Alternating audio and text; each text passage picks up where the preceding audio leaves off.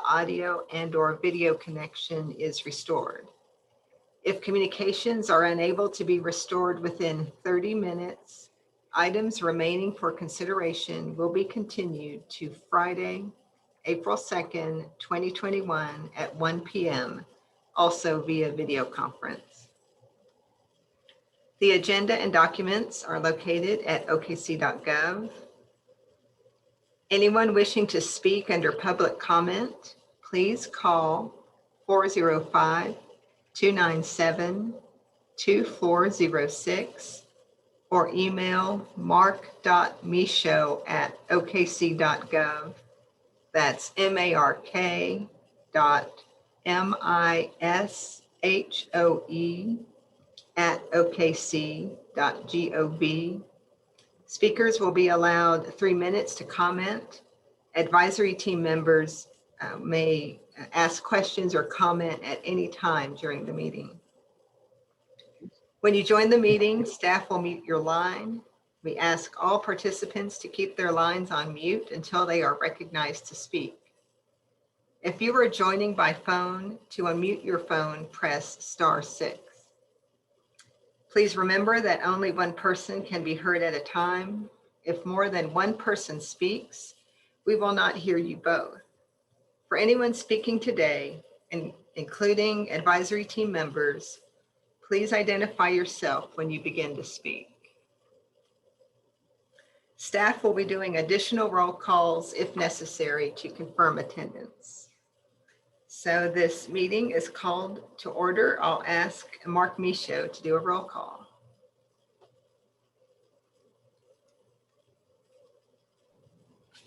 Thank you, Lisa. Santiago Arzate. Allison Borda Bailey. Present. Jessica Black. Present. Todd Booz. Present. Gary Brooks. Andy Burnett. Ophelio Cancio. Here. Nathan Cal. Jorge Charneco. Present. James Cooper. Present. Scott Cravens. Joel Dixon. Attending. Jonathan Dodson. Clay Farah. Here. Chris Fleming. Present. Asa Highsmith. Here. Julie Hornbeek. Present. Andrew Huang. AJ Kirkpatrick. Mark Livingston. Present. David Lloyd. Ricardo Montoya. Present. Kenyon Morgan.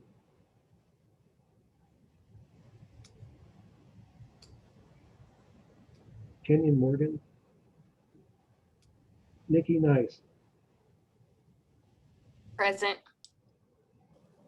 Jim Parak. Here. Emily Pomeroy. I'm here. Janice Powers. Here. Dima Ramadan. Todd Stone. Tim Strange. Bryce Thompson. Here. Marcus Uday. And Mark Zitzow. Here.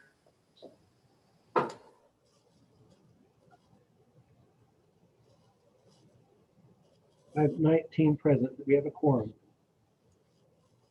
Thank you, Mark. And as you all heard from the roll call, we do have two new stakeholder advisory team two new stakeholder advisory team members. They had both RSVP'd. I didn't hear them answer the roll call. One is Kenyon Morgan. He's an architect. Okay, I'm here. Yeah, I'm here. Okay. I did unmute. Okay, thank you. So Kenyon's here, and Santiago Arzate, who is representing, he's a business owner and resident in the Capitol Hill area. So we're excited to have them on board. So as you can see, our agenda is pretty full, but staff has worked hard on our end to make our presentation portions as succinct as possible, because we have planned a lot of time for discussions. So we, as always, it's very important that we hear from you.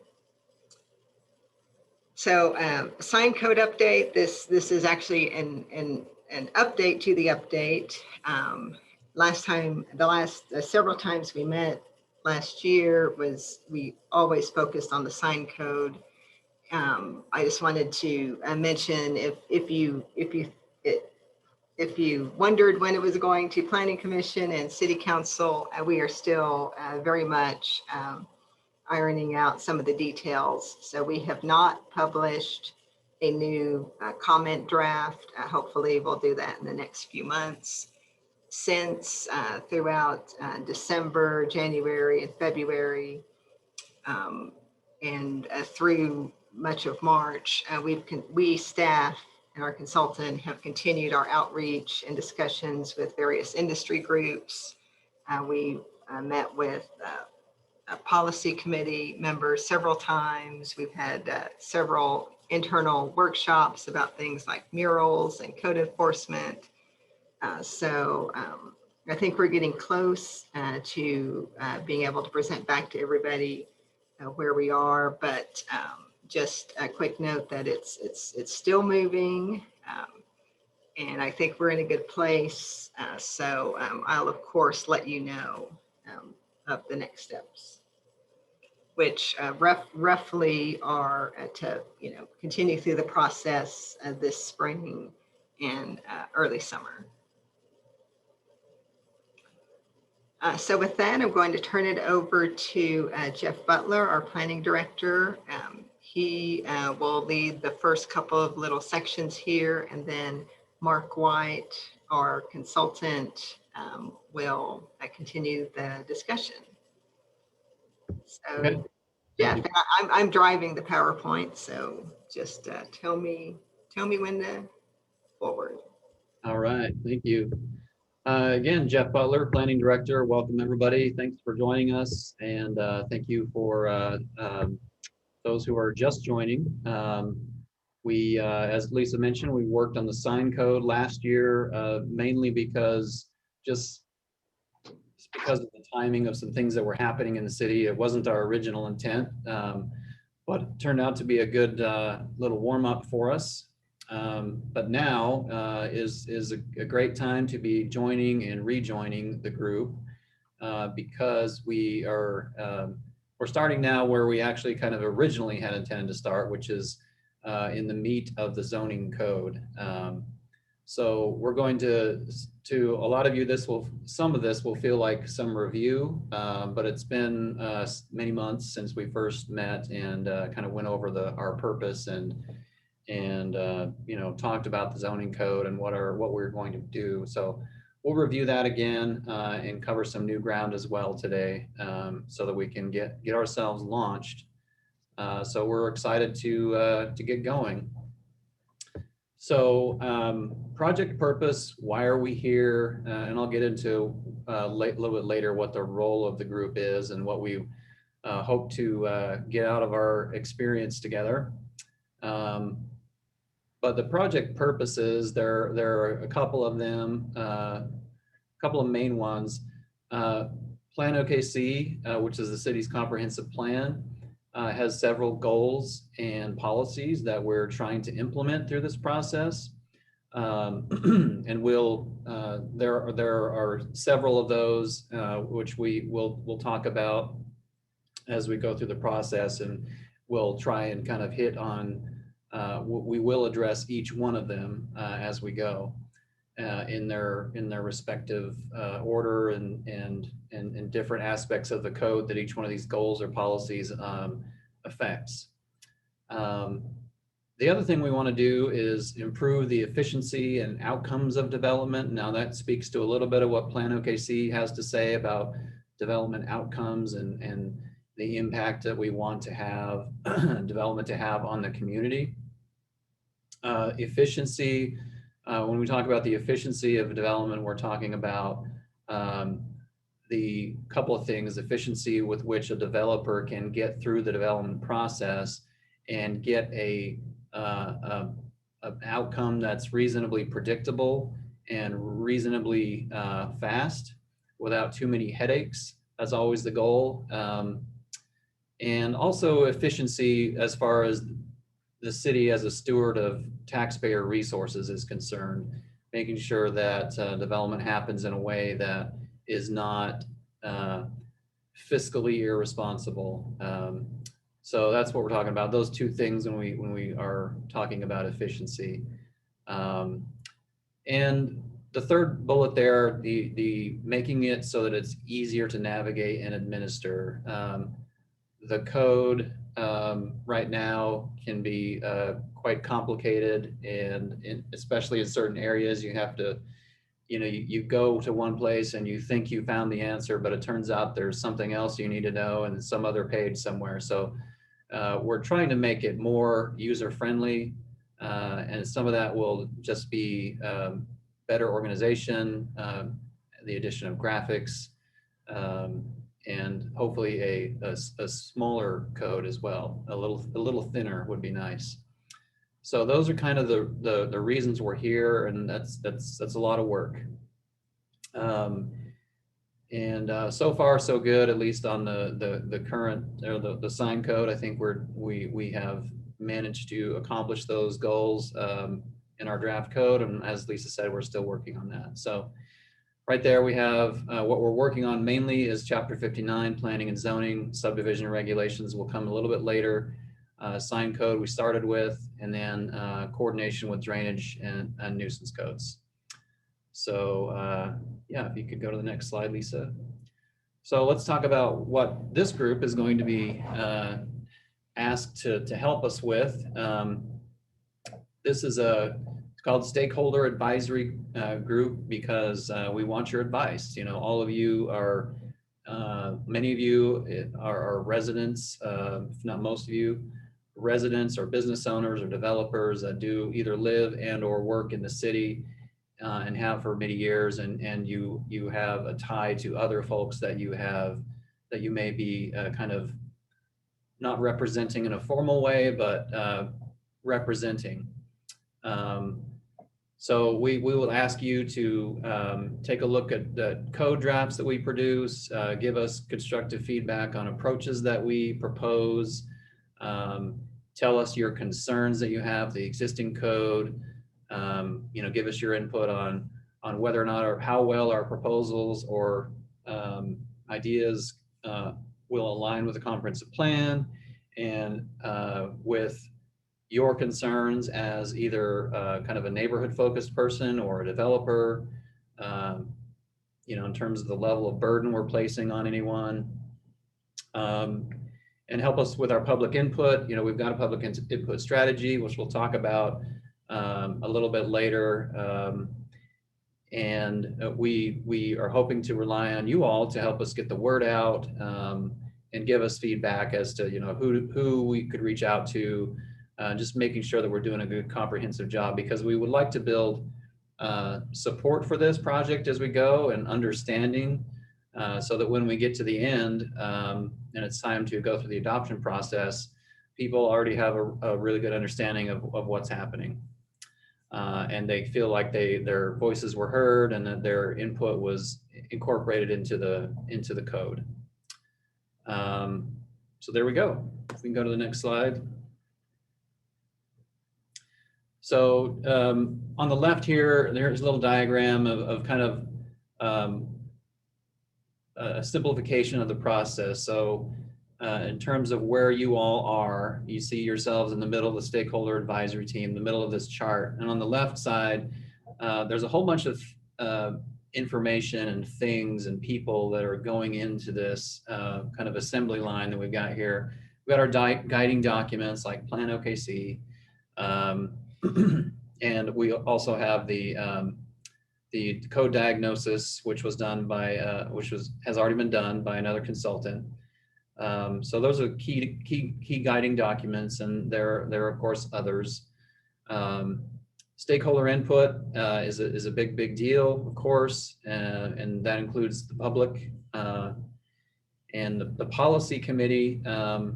Just as a refresher, the policy committee consists of the planning commissioners in the stakeholder advisory team, the 3 planning commissioners, and the 3 city council members. And they weigh in because it's called policy committee for a reason. There are a lot of things that are just kind of judgment calls. How far do we take a particular method that appointed and elected officials need to weigh in on. So they have a particular role, and they'll meet kind of outside of this group, sometimes before we meet as a stakeholder advisor team, sometimes after, and they provide a crucial role. The consultant, of course, and staff who are here to do the work and facilitate this process, and do any kind of research analysis, and of course, drafting that needs to be done. But once we have a draft document, we then go to the stakeholder advisory team, and that's where, and this is simplified, of course, because as I mentioned, we will ask for your input before you get a draft document on approaches and things of that nature. But when we get a draft document together, we'll take it to the stakeholder advisory team, and we'll really ask you to drill down into it and give us your perspectives on it.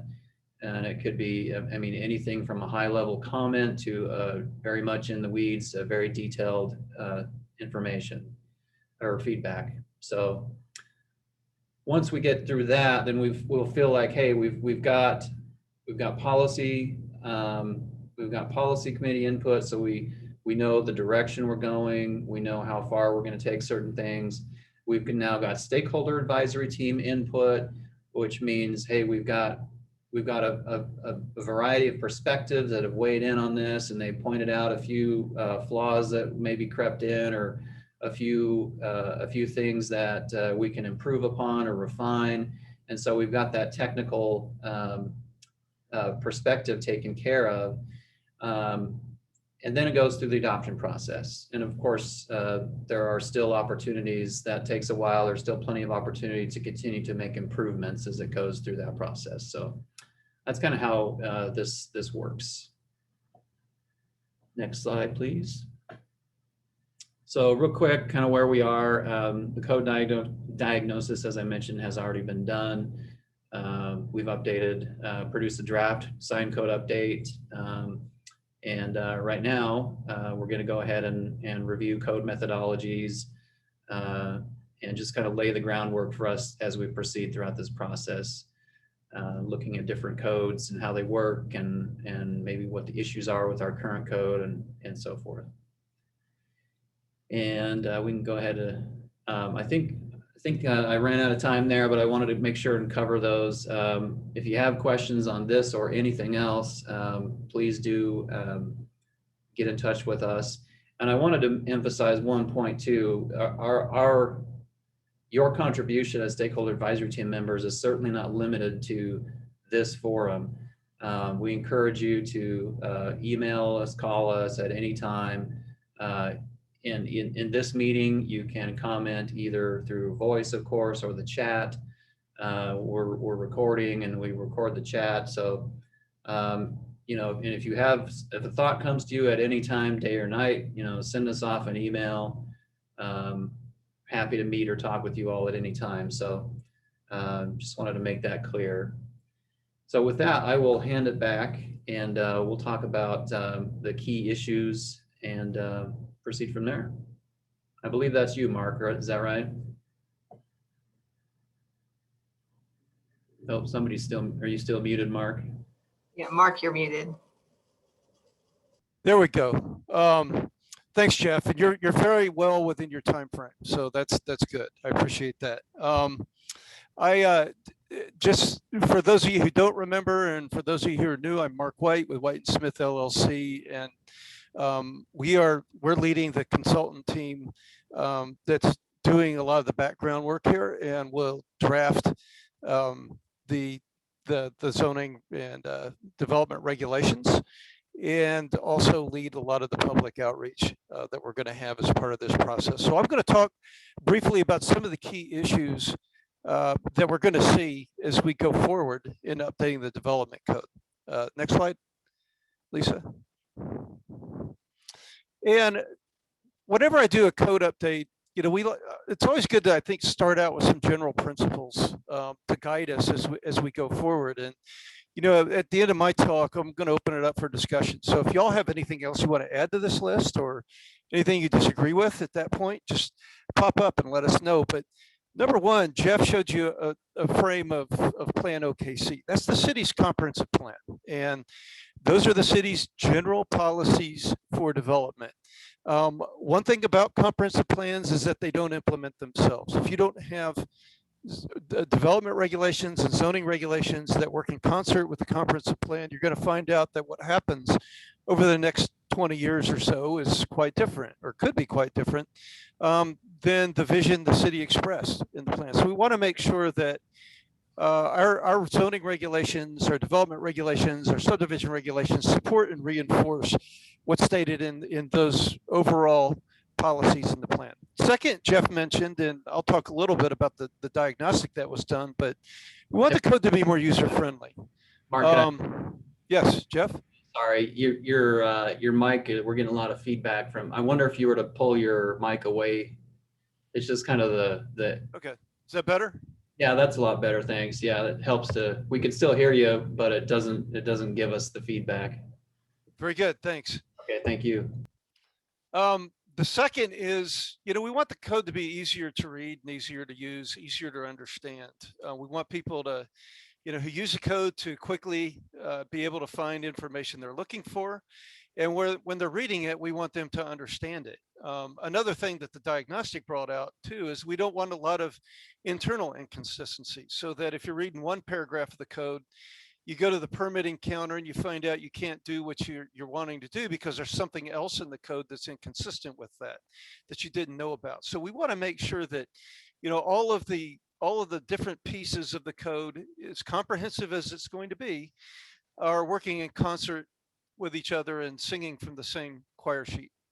We also want to build community support, and that's a big part of where y'all come in. You represent a lot of different constituencies around the city, and we're looking to you to help us understand how the community is looking at things when it comes to zoning and development and so forth.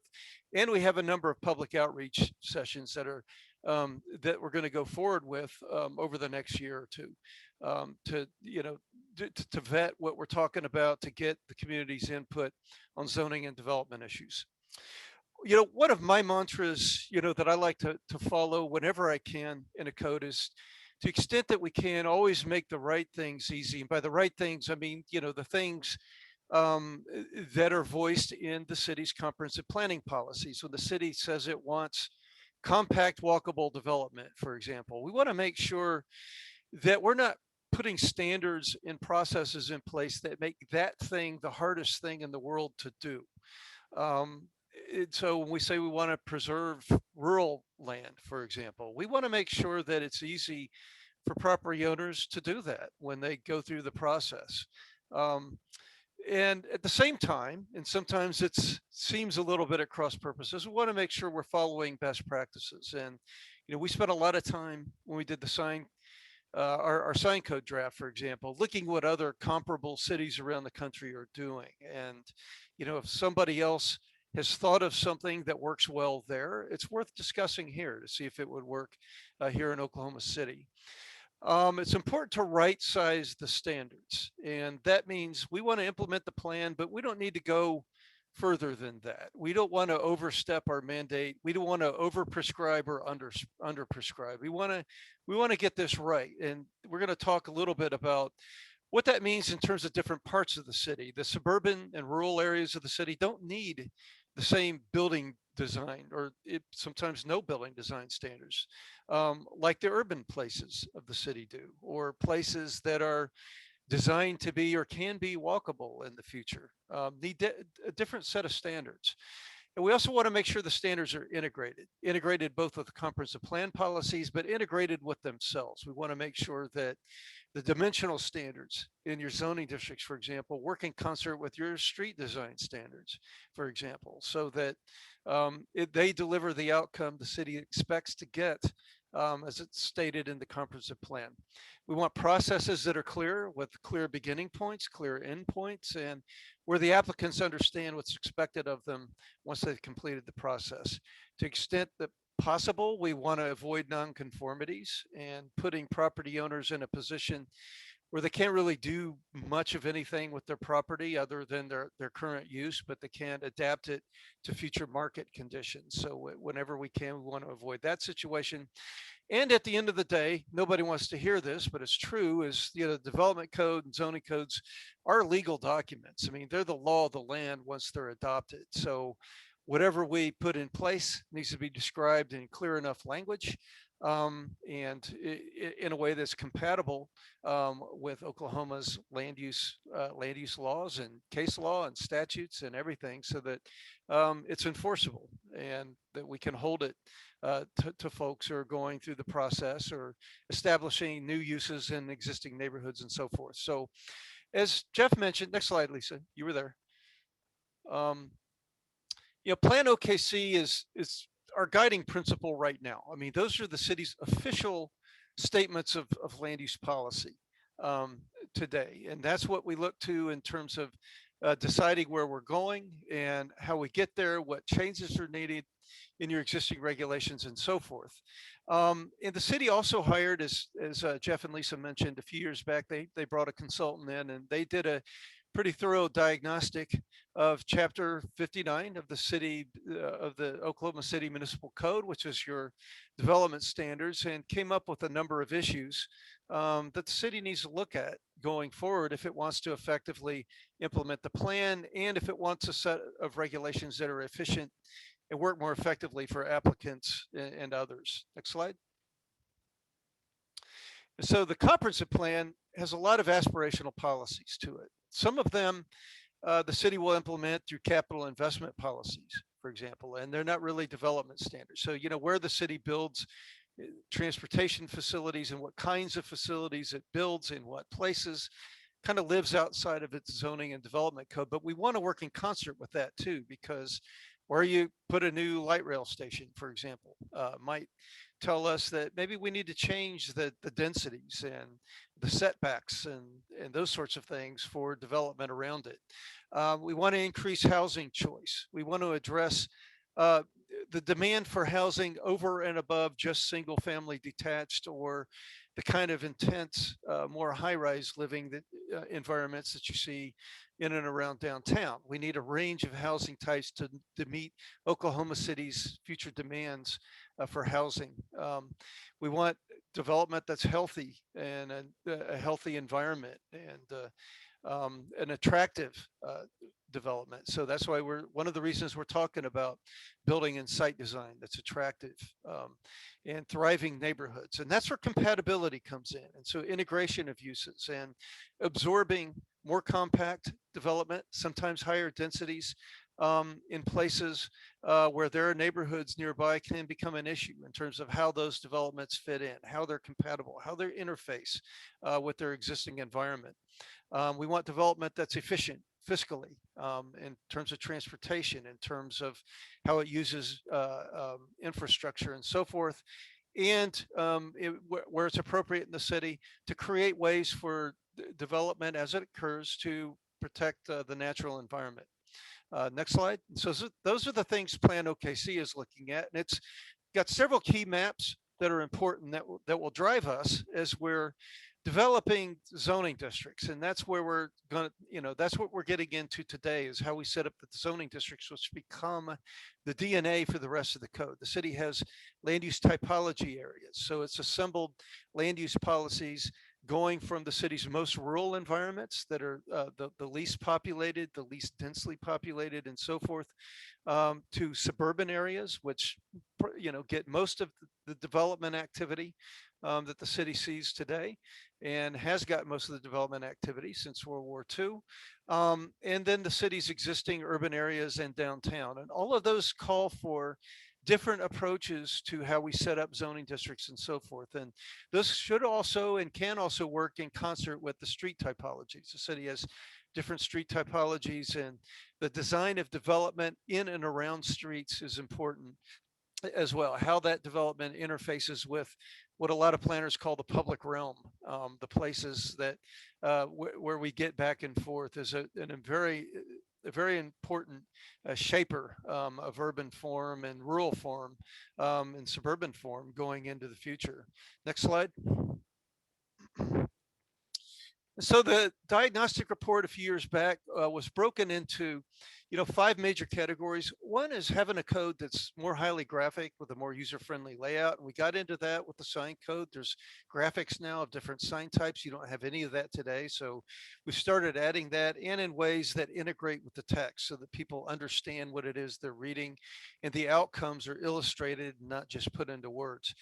Then the second part is what we're going to talk about in the next part of our presentation today, is our approach to setting up the zoning districts. The diagnostic report introduced concepts known as form-based zoning. And, that's getting away from strictly segregating uses from each other, getting away from things like minimum front setbacks and minimum parking ratios and things like that, that in the past were used effectively to shape a suburban environment. And there are large parts of the city that are suburban.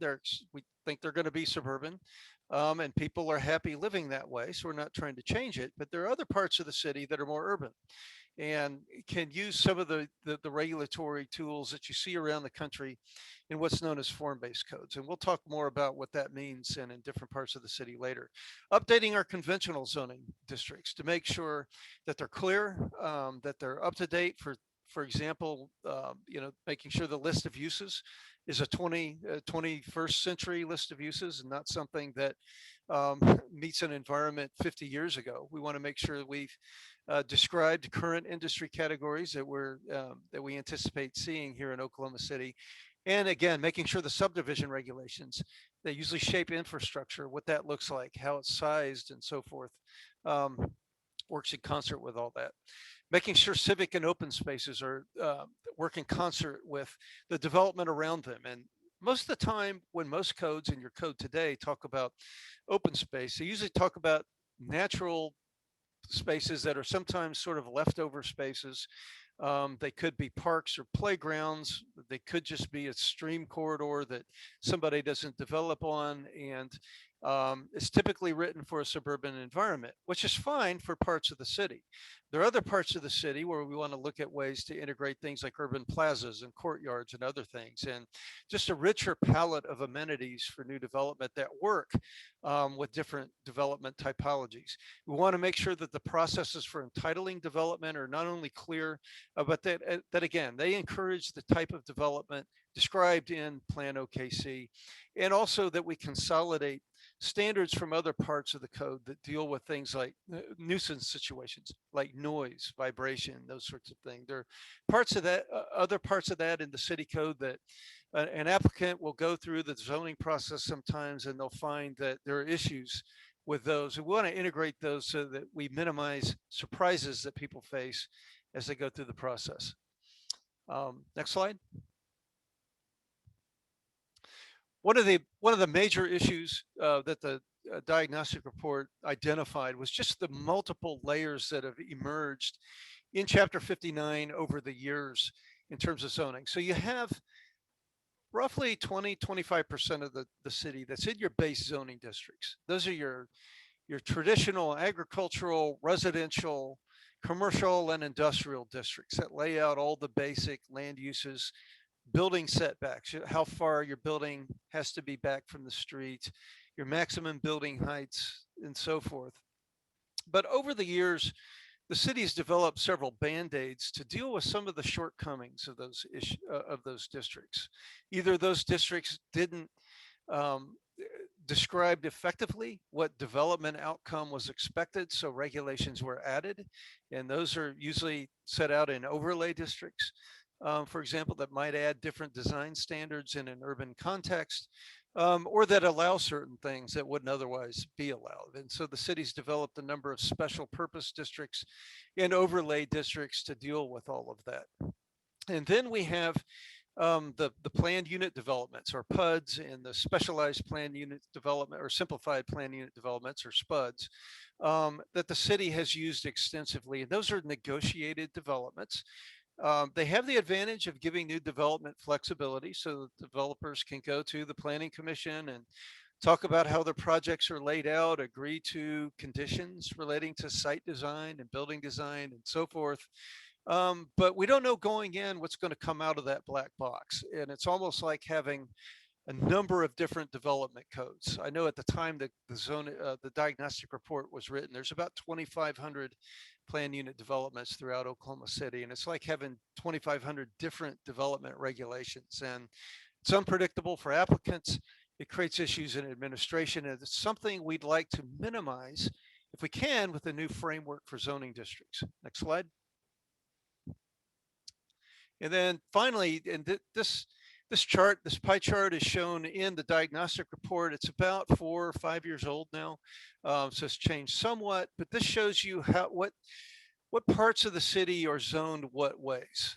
So as you can see here, about 25% of the city is in your traditional base districts, another 42% in your agricultural districts, and then you've got 10% of the city that's in PUDs or in SPUDs. And at the time, it was 64 square miles. It's a lot more than that now. I noted the first time I looked at this and started wrapping my head around how Chapter 59 works, the amount of land area Oklahoma City has zoned for PUDs and SPUDs is bigger than the cities of St. Louis, Washington, D.C., Honolulu, Topeka.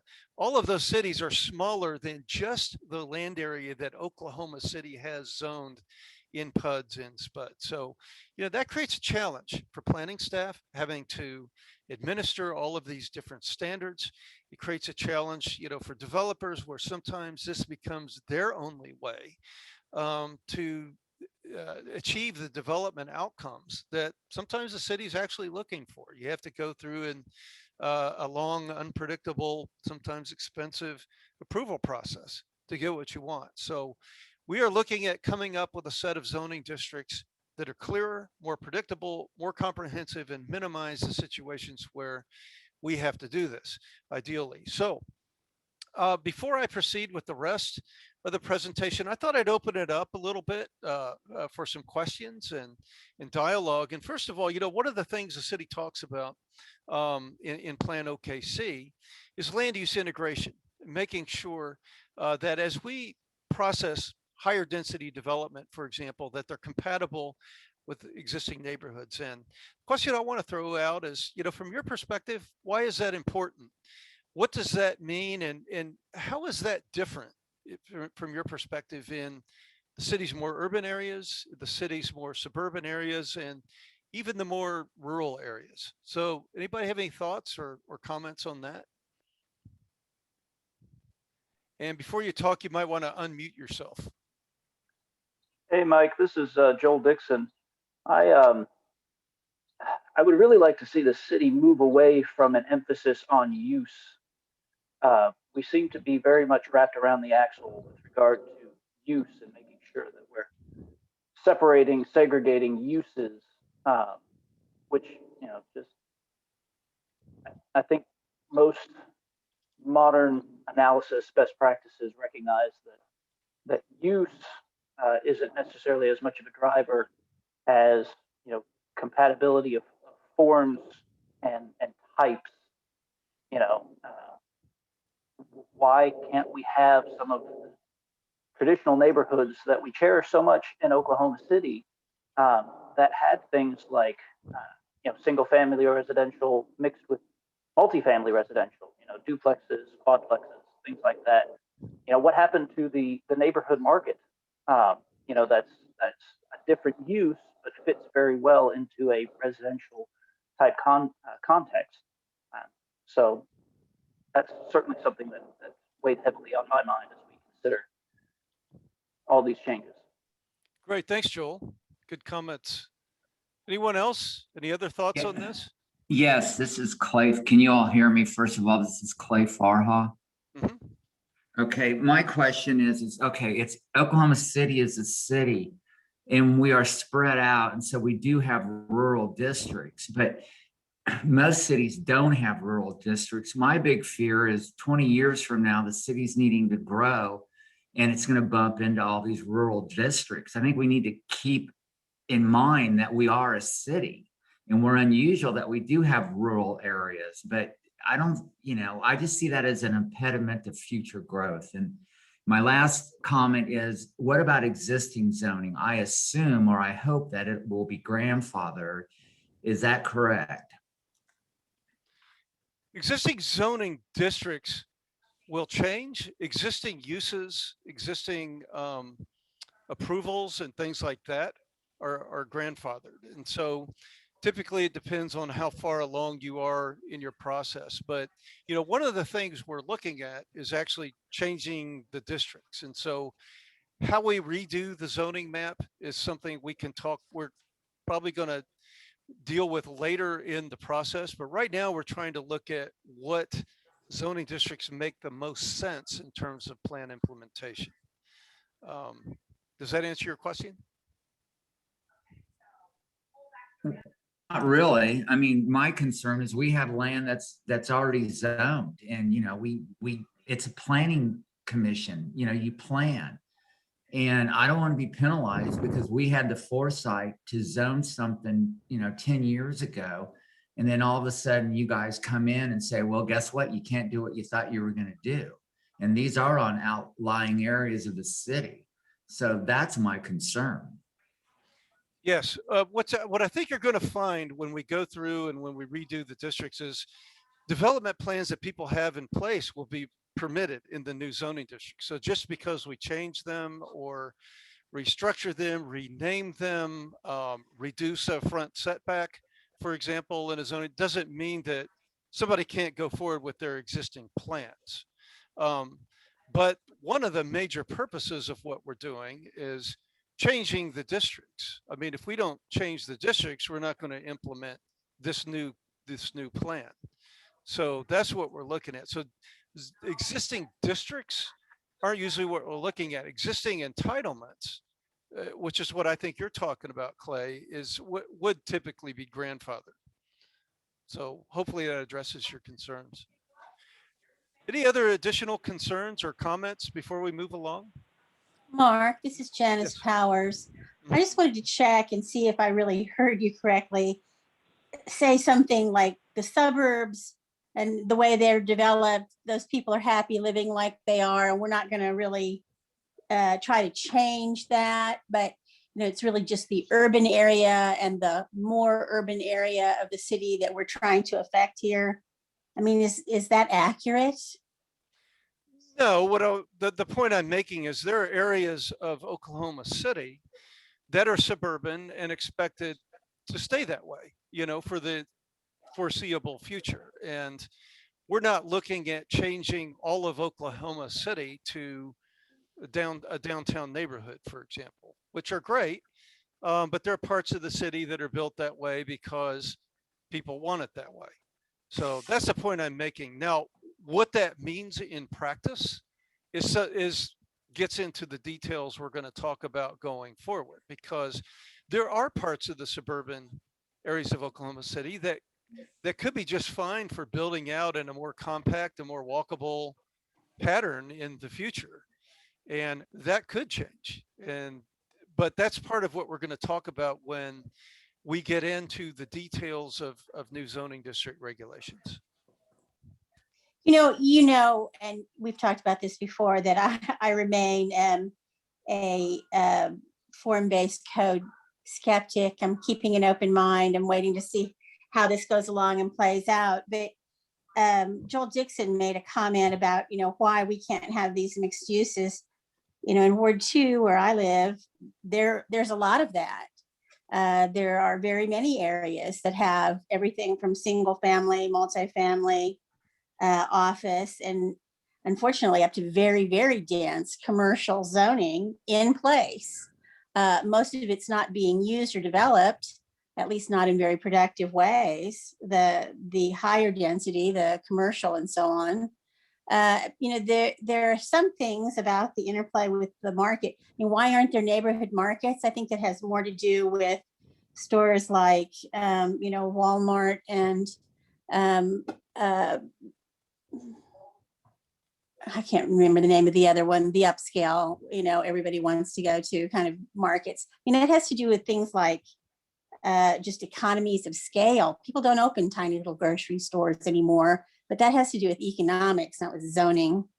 I would love to see the areas in my ward and try to do things to encourage it whenever I can, to see those mixed uses being actually utilized, to see people move into those little commercially zoned areas. It doesn't mean that I want to, change whole swaths of residential into commercial uses. I remain a little bit uncertain, and as I say, open-minded. I'll see how that plays.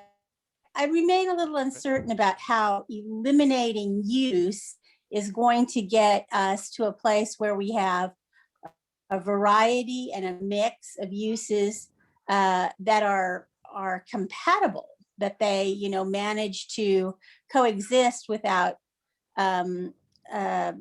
encroaching or without causing problems one for the other. Sure. Joel, Hey, were Mark, you going to jump in? Oh, go ahead. This is Commissioner Highsmith. My question would be, I've become very interested just based on my experiences on Planning Commission. I've been very interested in the question of whether we can tie zoning more tightly to street typology.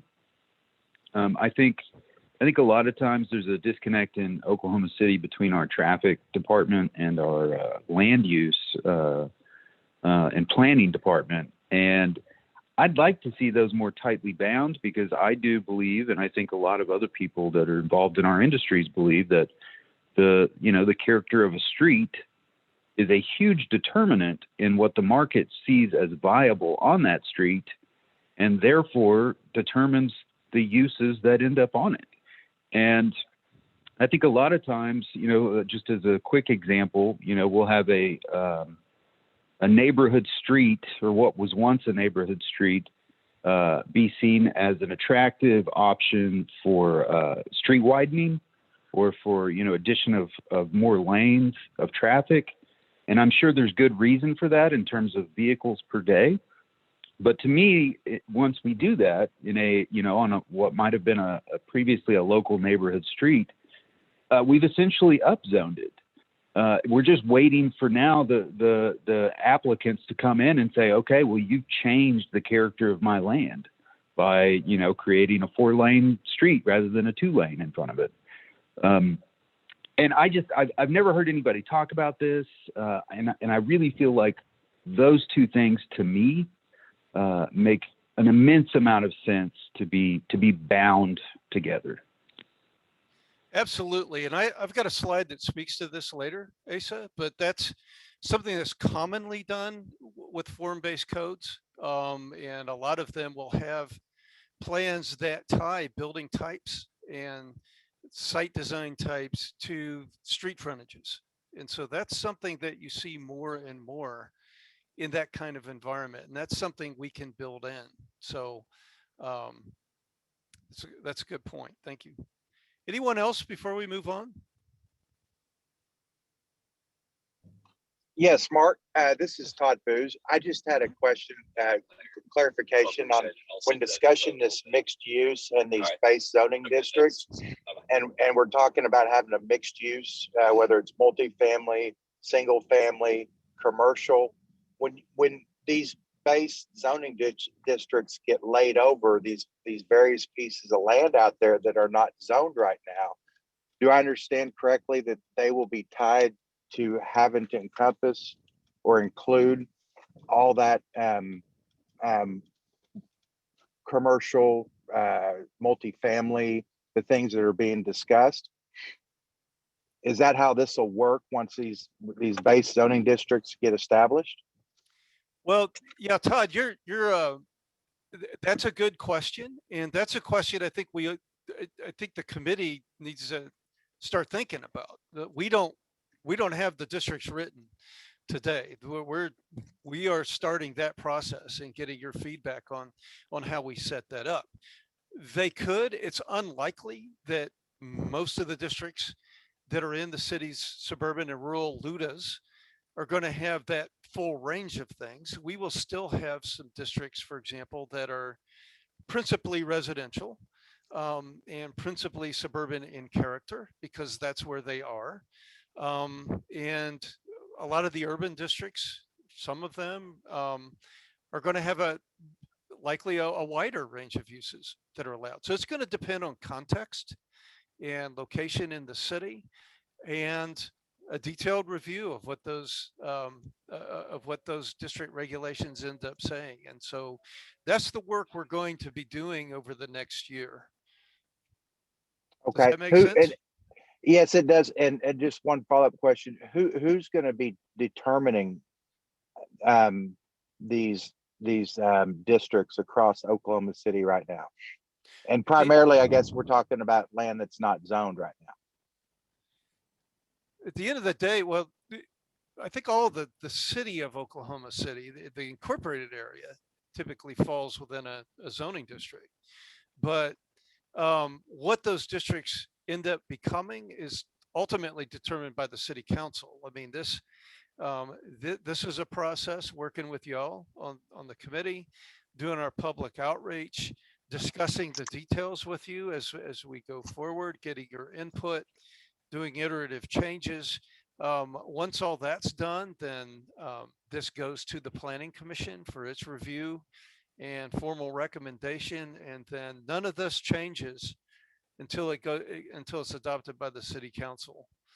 So, hopefully that answers your question. It's a long process. It's not like there's one person who's going to make all of these determinations. Sure. No, I understand it goes to commission and council. I'm sorry, let me back up. Who's going to determine what's going to go to planning commission and go to city council? Is that going to be you and staff with input from us? Yes. Yeah. Staff is my boss here, and they're administering us, and we're helping them and helping you all draft the code that we're writing. But yeah, the planning staff will eventually determine what that draft looks like when it goes to the planning commission. Todd, this is Jeff. Are you talking mainly about stuff that's currently zoned AA? Yeah, I'd be talking about that stuff primarily, because as I understand what we're talking about here, anything that is zoned is not going to be affected by any of this base zoning districts that get created in the future. Did I understand that correctly?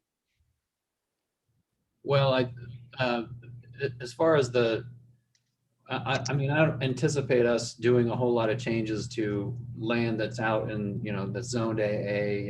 It's not really our intent to go and proactively zone things for development. So we don't anticipate we'll go out and you say, okay, here's a bunch of AA. We want it to be, some new zoning district.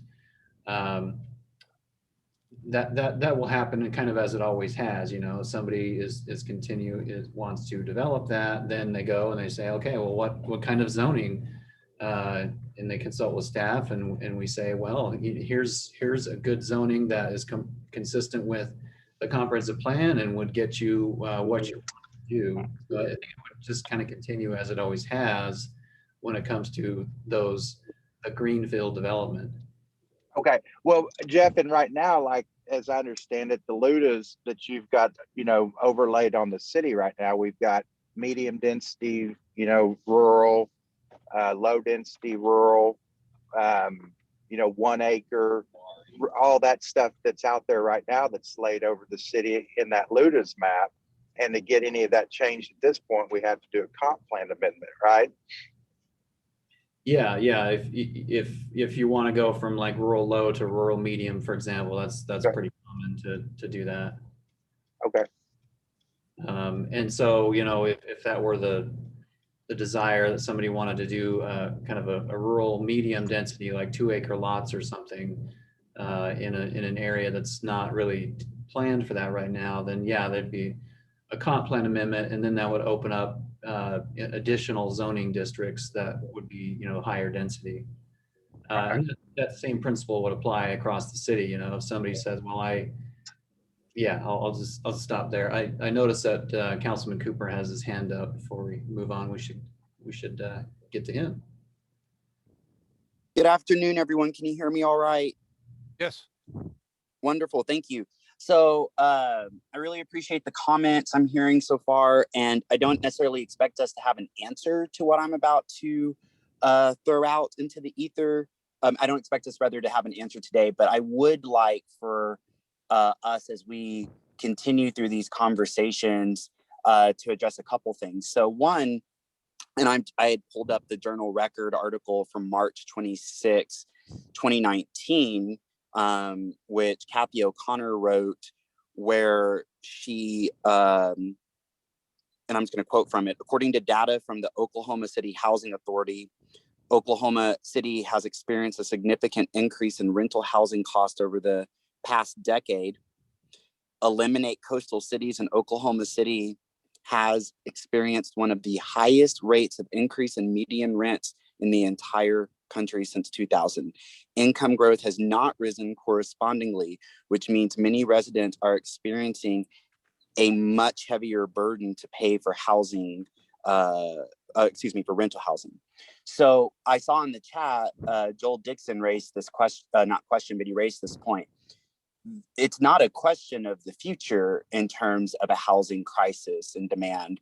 It is the present. It is here right now. And I know many people on this call know that. I also know that there might be some who aren't aware of that, because for so long, at least all of my adult life, and I'll be 39 on April 1st, but all of my adult life, all I've ever heard as a selling point for living in Oklahoma and calling Oklahoma City home is our low cost of living. And it turns out that's a myth. And I think that's got to be something that we are discussing as we think about zoning. I would also like, and like I said, I'm not expecting to have a full-on debate about that right now today, but as we move forward. Moreover, I think it would be a bit of a dereliction of duty to not acknowledge the consequences of what we heard earlier, that kind of post-World War II growth in sprawl. I just drove along Memorial out here to a doctor's appointment.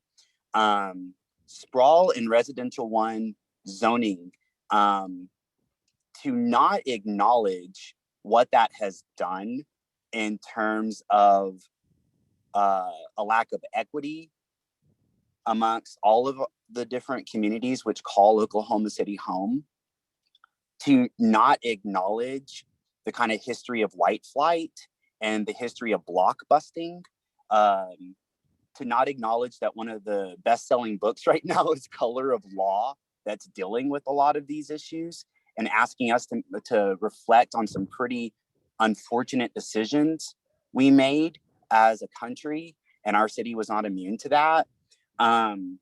To not acknowledge that the way we set about doing the Paseo, the Spanish Village, 100 years ago, is that kind of mixed-use development, and to not acknowledge that block busting and that white flight and the subsidizing of interstates, the subsidizing of access to home loans denied specifically to Black and brown people, not even least of which were our veterans who fought honorably in World War II only to come home and face Jim Crow segregation and to face a lack of access to home loans, so they could not move into newly zoned residential one neighborhoods. To not have some version of that conversation during our important work, I think would be a missed opportunity and very unfortunate. So I don't have all those answers right now. I don't expect everybody on this call to have all the answers right now,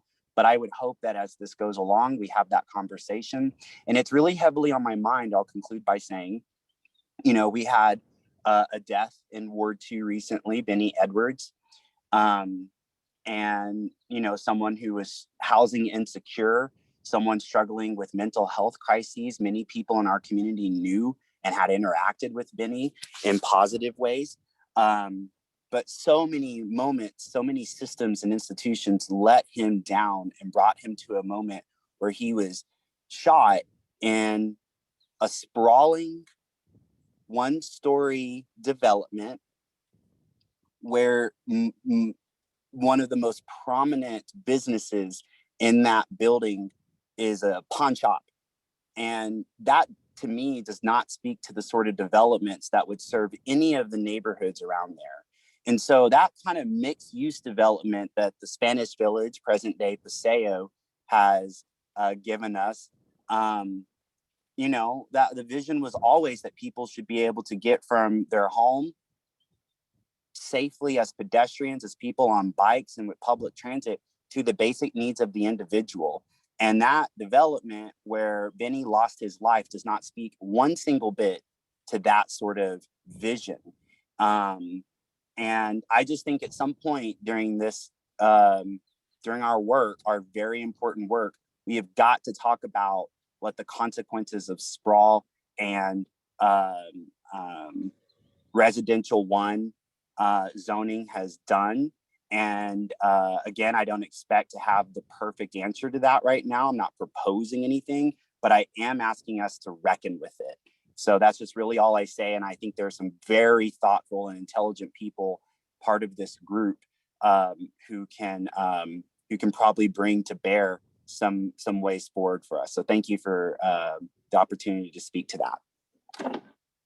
Thanks, Councilmember Cooper. That's very good things for us to think about. You mentioned a book, Color of Law, that's, you know, gets into a lot of this. It's gotten a lot of attention recently for those of you who want more reading. There are other communities too, just to mention, and again, I'm not proposing this, but things to think about, other places around the country who struggled with this very issue of, you know, how we not only create places that people can walk and bike around in, but that also absorb a richer variety of housing types for everyone in the city in an equitable way. You know, Minneapolis a few years back started to get rid of exclusive single family zoning.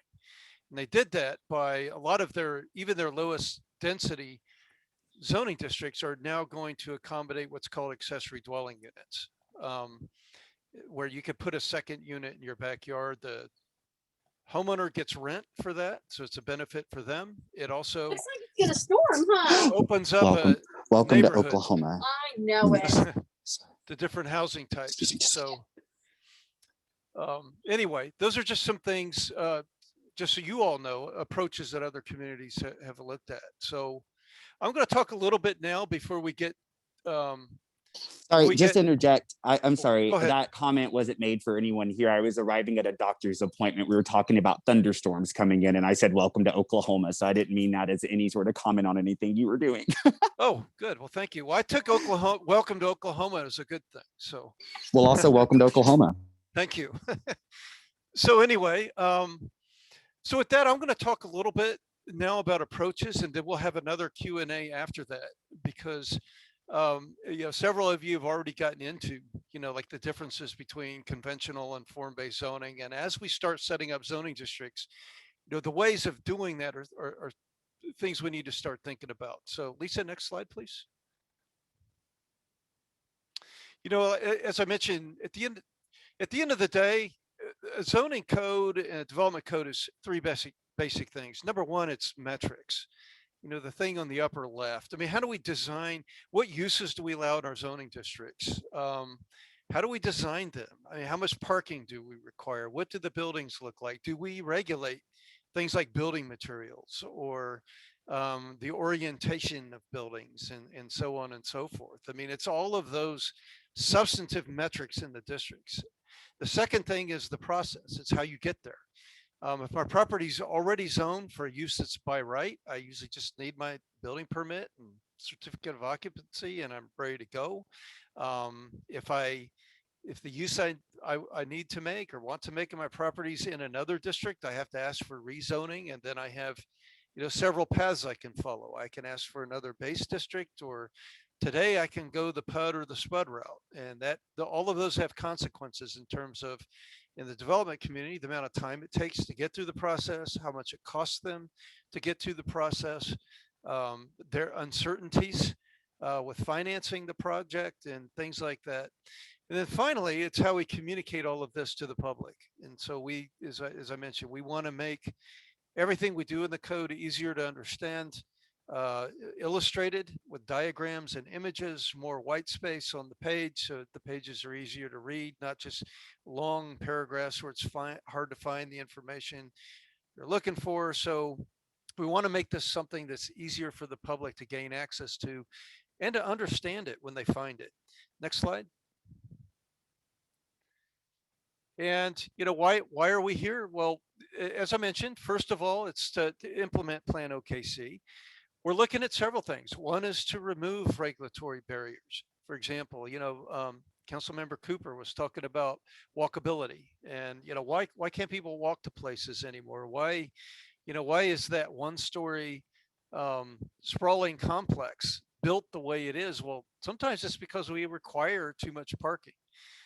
We require or allow that parking to be in the wrong place. So you get a certain physical outcome, and that physical outcome shapes how people live.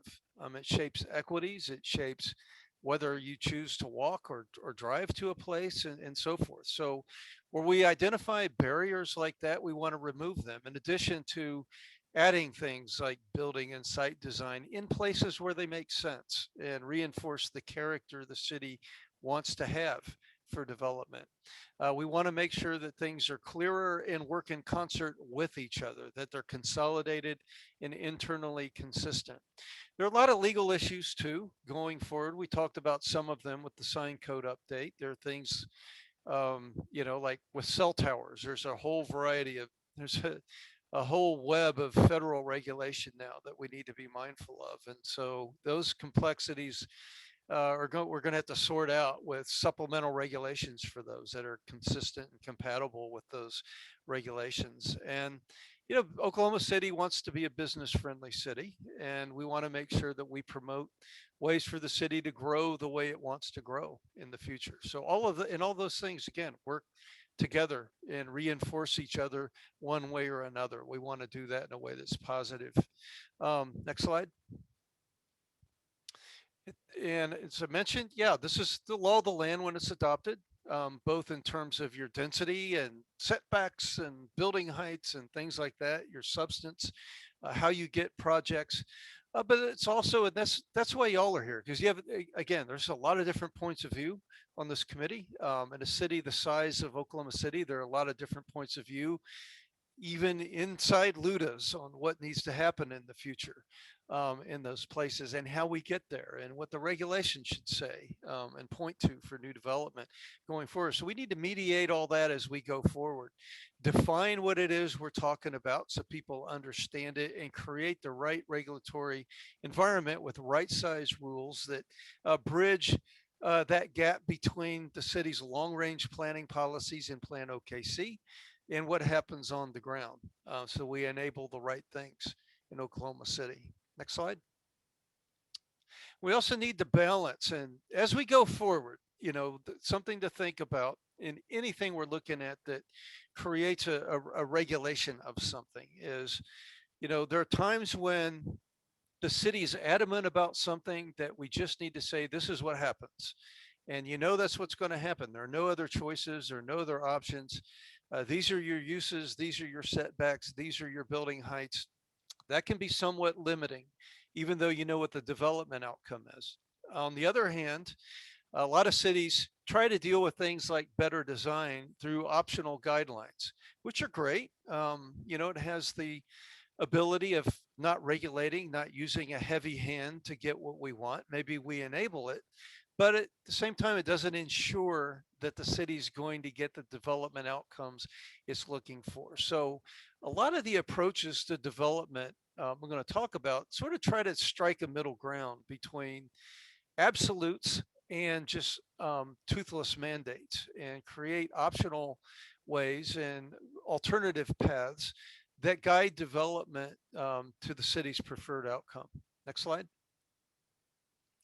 So there are different code types, and what the city has in the city's older districts today are what's known as Euclidean zoning, and that divides the city. Those are your base districts. They divide the city into residential, commercial, industrial districts that have a set of uses that are permitted.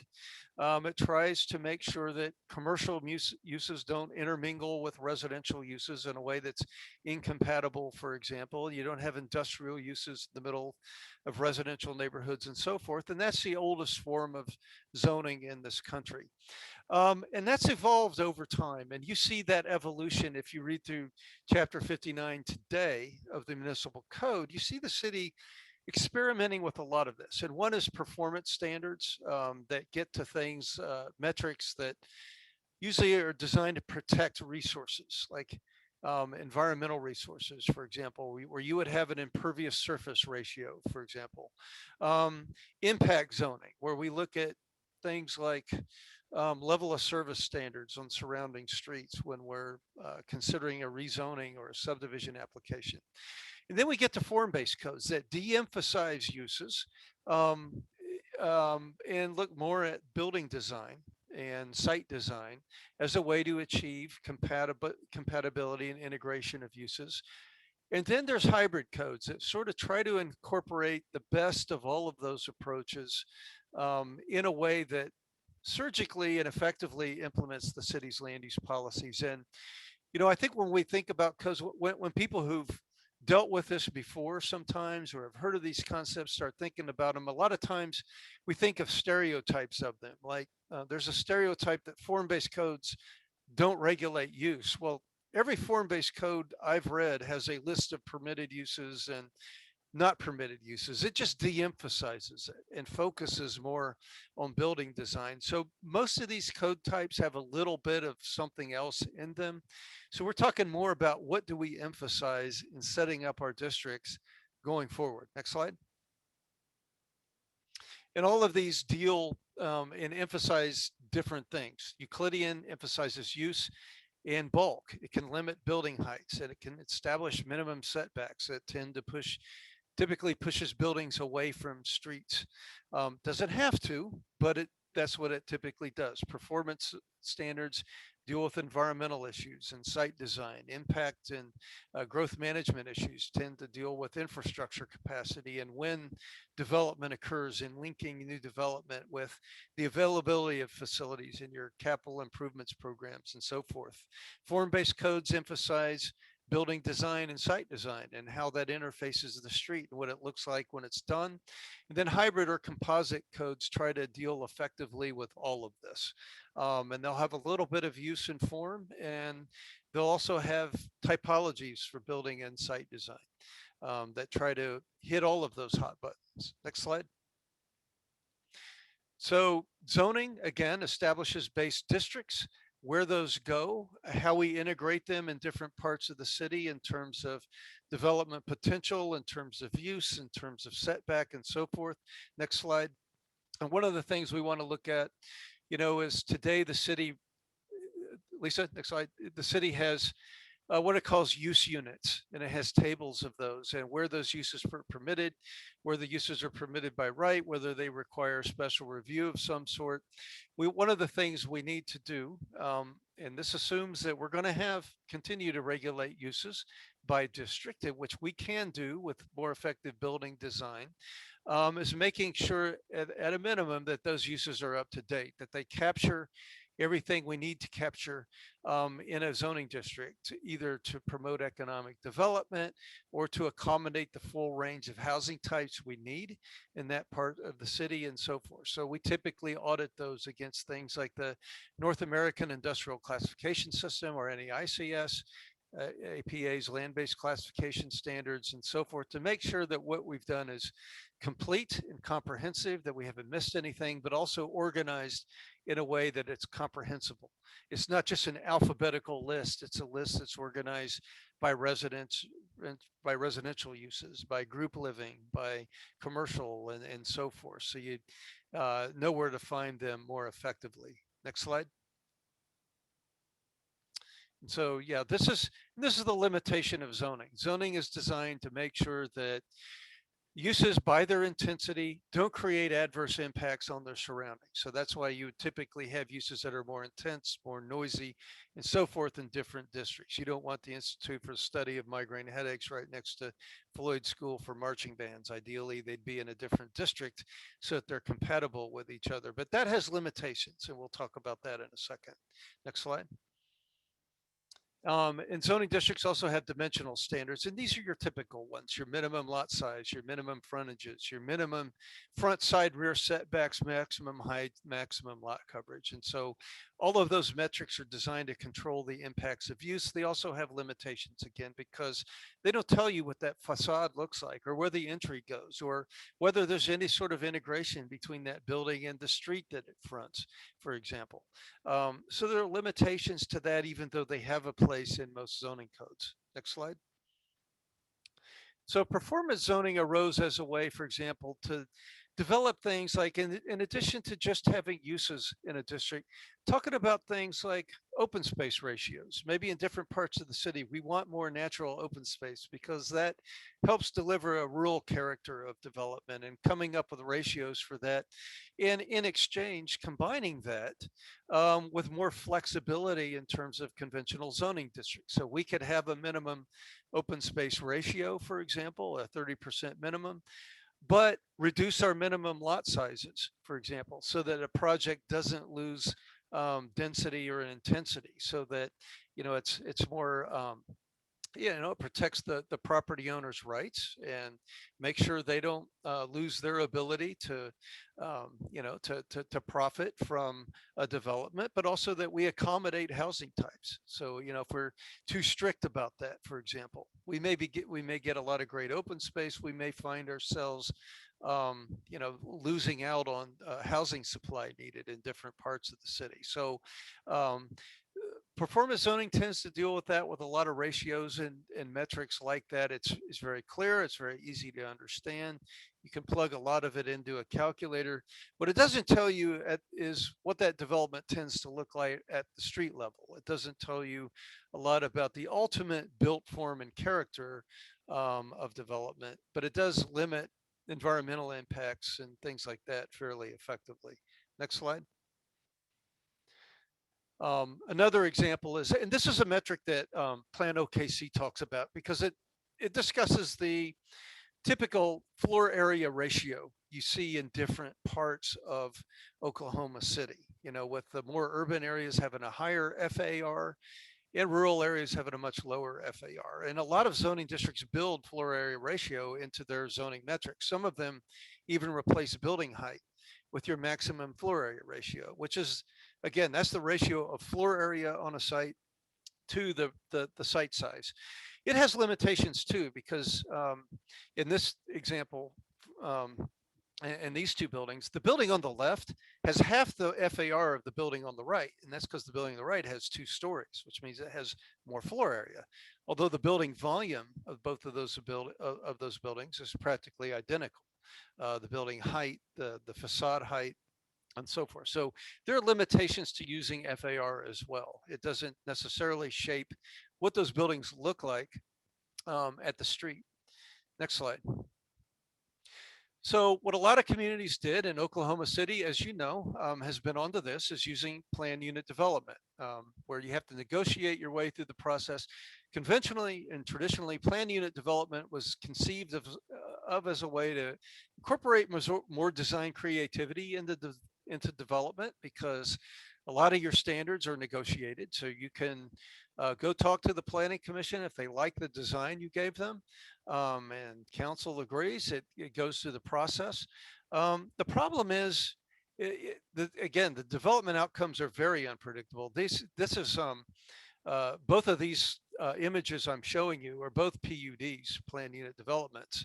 One has a grocery store and a single family neighborhood that happen to be part of the same site plan, but no one would walk from that neighborhood to the grocery store. You'd have to hop over the fence and go through the loading dock to get to the front entryway, or take your chances on that 2-lane collector road on the perimeter of the development. So it's not really walkable, even though those two buildings are right next to each other.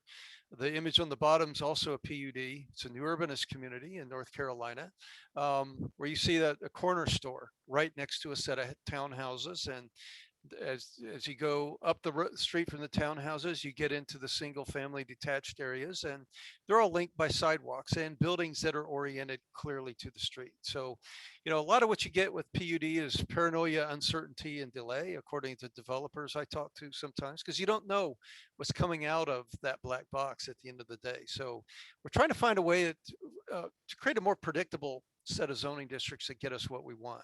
Next slide. So again, that's the difference between multiple use, where a project just happens to be part of the same site plan, and functionally mixed use. Next slide, Lisa. So you can see with a mixed use environment, those uses are integrated, not just by use and not just by proximity, but also by design. Next slide. So a form-based code addresses this by linking both your traditional zoning metrics and turning things like your traditional minimum front setback, for example, on its head, and having things like maximum front setbacks, or build two lines, where in an urban environment you can't be further back from the street than a certain specified distance. You have to orient your entryways to the street. You have to have certain building types on certain streets. And those work in concert with different street typologies that get away from the traditional collector and arterial roadway design to the street typologies you see in Plan OKC. And prescribing a set of building typologies that are appropriate, and site design typologies that are appropriate around those street types. Next slide. So that's more visual. Those codes are more visual. They de-emphasize uses linked to street types.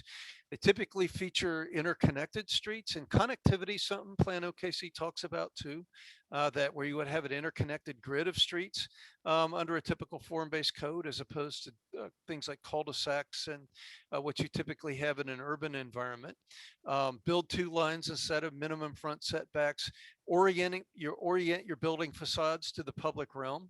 And we deal with things like parking. Some form-based codes, especially when transit's available, may have a maximum parking ratio as opposed to just a minimum or no minimum. So there's a handful of cities around the country that have gotten away from prescribing minimum parking ratios because they want to accommodate a wider range of modal activity.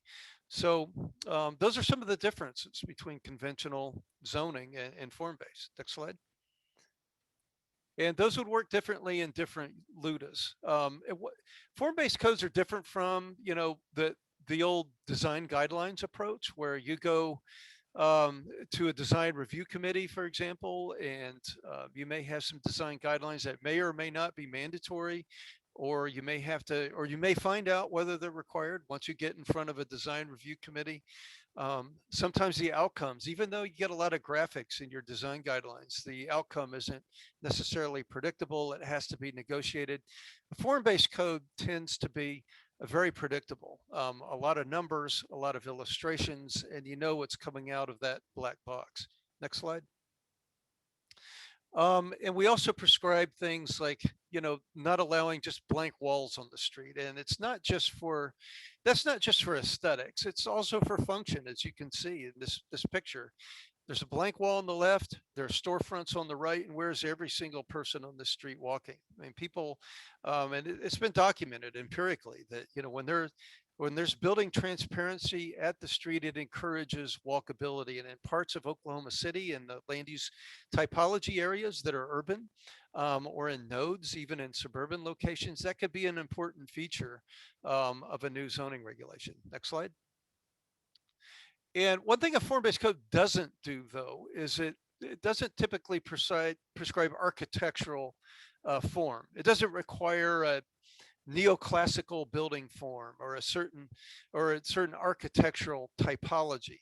It just has a handful of standards that if you meet, you can do a wide variety of architectural styles. You could do a modernist shed roof building that faces the street, or you could do a classical building with a front porch and a front facing gable, for example, along the street. So it's not an architectural style type of ordinance like you'd see in historic design regulations. Next slide. One thing a lot of communities do, especially for master plan developments with a form-based code to create flexibility, is to deal with things like A streets and B streets, where A streets would have your highest level of design. The buildings would be on the street. You have to have a lot of transparency at the street level and so forth. If you're building a master plan development, you might also want a place for your grocery store. And as somebody mentioned earlier, this grocery store that you see on the right-hand side wasn't built this way because the zoning prescribed it. It was built this way because people in this community tend to get everywhere by driving. There's no public transportation. This happened to be built on the edge of a commercial corridor, so there's not a lot of residential around it, at least today.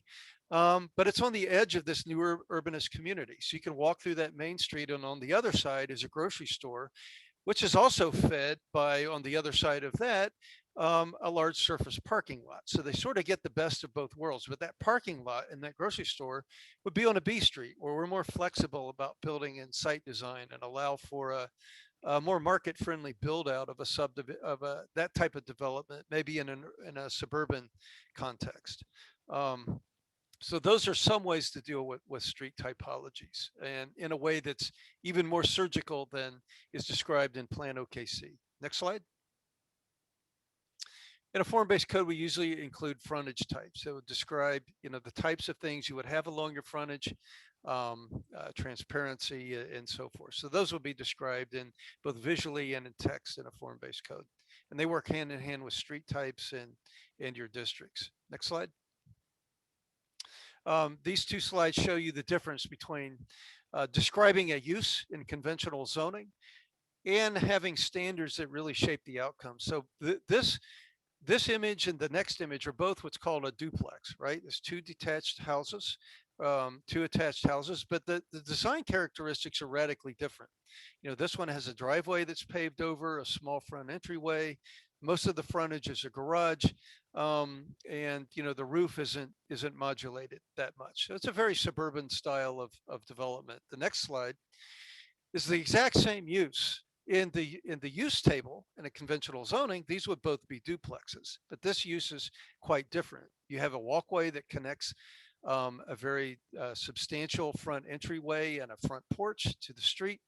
You have a modulated roof, and the cars tend to go to the alley. So the same uses, very different development outcomes. Now, I'm not telling you that one of those uses is better than the other, or one of them is right or wrong.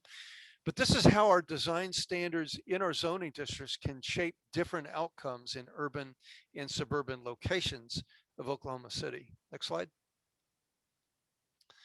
And so, again, how we deal with all of those standards and the uses is going to play out in different parts of the city, not just by LUDA, but different typologies in LUDAs, from your typical greenfield subdivision, redevelopment on small lots, retrofitting existing, for example, an existing shopping center or an existing one-story linear strip that could redevelop into something else and start to line the sidewalks there with buildings that face the street, places near transit centers, vertical mixed use. And then things like cluster or conservation subdivisions in your rural areas, or, what we call the new ruralism, where our street design may have to be more flexible to accommodate what's actually going to happen in those parts of the city. Next slide. And so again, one of the concerns we typically get is, what do we mean when we're talking about building design? Does that mean everywhere? Not necessarily.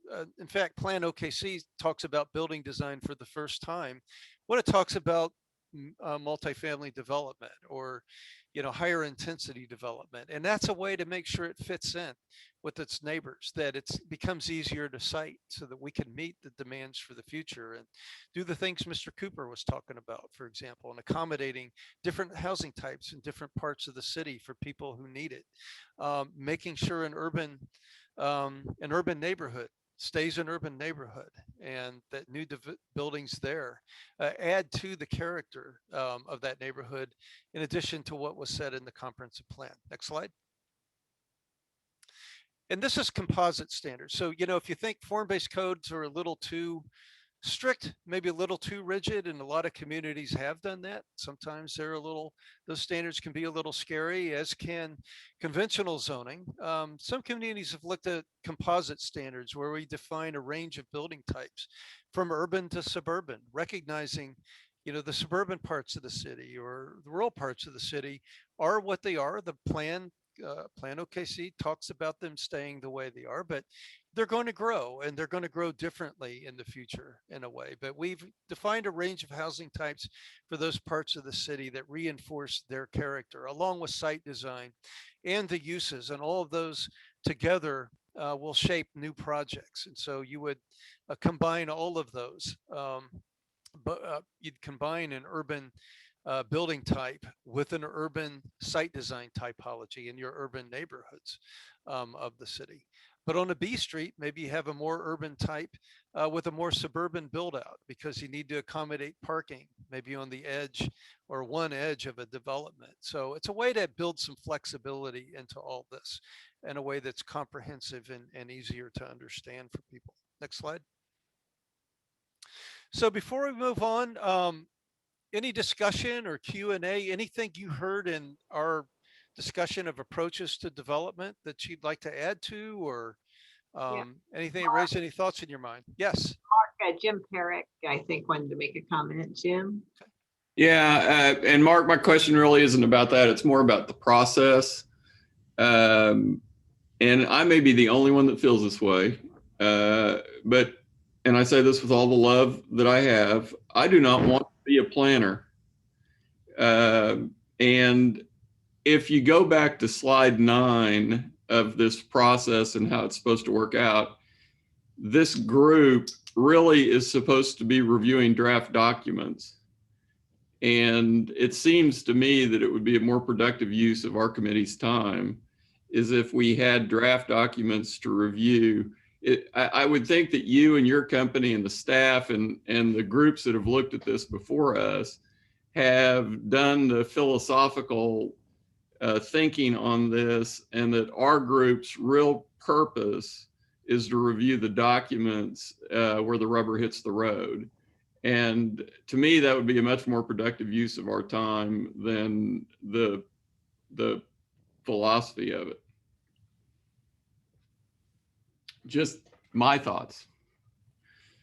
Okay. This is Janice Powers. I'm afraid I can't agree with that. And I think this is our part of our purpose here.